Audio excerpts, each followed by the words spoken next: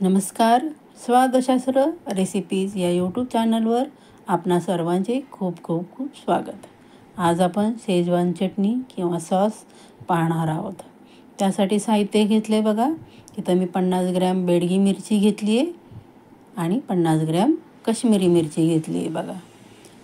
काश्मीरी मिरची खूप लाल असते आणि चव पण छान असते. बेडगीची पण चव छान असते.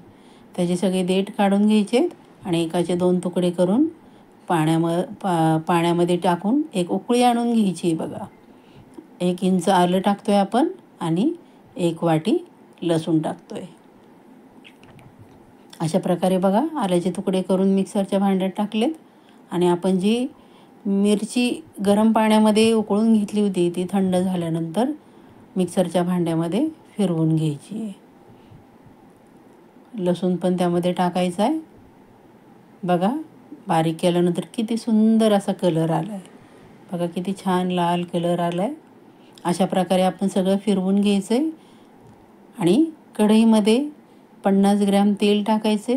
तेल गरम झालं की जे आपण बारीक केलं होतं ते सर्व त्यामध्ये टाकायचं आहे. बघा अशा प्रकारे सगळं मी जे पाणी आपण एक चमचा मीठ टाकलं आहे बघा. तुम्हाला कमी जास्त तुमच्या आवडीप्रमाणे तुम्ही टाकू शकता. 1 चमचा टोमॅटो सॉस टाकलं आहे. 1 चमचा सोया सॉस,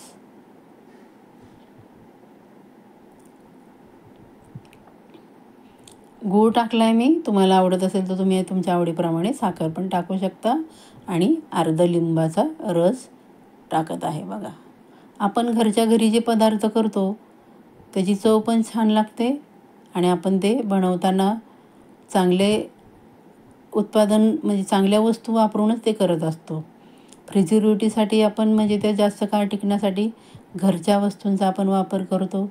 त्यामुळं टिकायलाही चांगल्या आणि आपण बनवलेले असतात त्यामुळं ते आपल्या मनाला पण त्याची खात्री असते की आपण व्यवस्थित करून घेतलं आहे. अशा प्रकारे त्याला मंद गॅसवर जे आपण पाणी टाकलं आहे ते आटेपर्यंत शिजवायचं आहे. म्हणजे मंद गॅसवर कमीत कमी अर्धा तास. बघा अशा प्रकारे सगळं बघा पाणी त्यातलं आटून गेलं.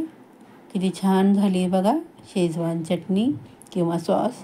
तुम्ही चपाती भाकरी त्याच्यावर लावून खाऊ शकता. वेगवेगळे रोल तुम्ही करून खाऊ शकता. मुलांना करून देऊ शकता. चव खूप अप्रतिम लागते बघा त्याची. आणि एक काचेची बारणी घ्यायची स्वच्छ धुवून पुसून आणि त्यामध्ये कोरडे करून आपण ती चटणी भरून ठेवायची आहे.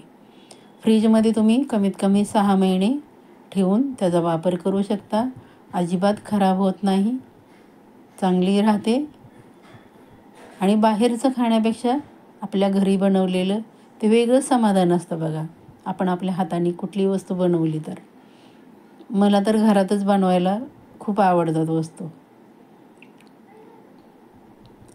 बेडगी मिरची आणि काश्मीरी मिरची तुमच्याकडे जर अवेलेबल नसेल तर तुम्ही बेडगी मिरची आणि जी साधी मिरची असती ती घेऊ शकता. पण साध्या मिरचीची जी बी असतात ते काढून टाकायचे म्हणजे तिखटपणा कमी होईल.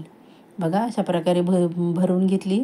बघा कलर किती सुंदर कलर आला आहे बेडगी मिरचीने आणि काश्मीरी मिरचीने. तुम्ही साध्या मिरचीचा पण वापर करून अशा प्रकारे शेजवान चटणी सॉस बनवू शकता. धन्यवाद.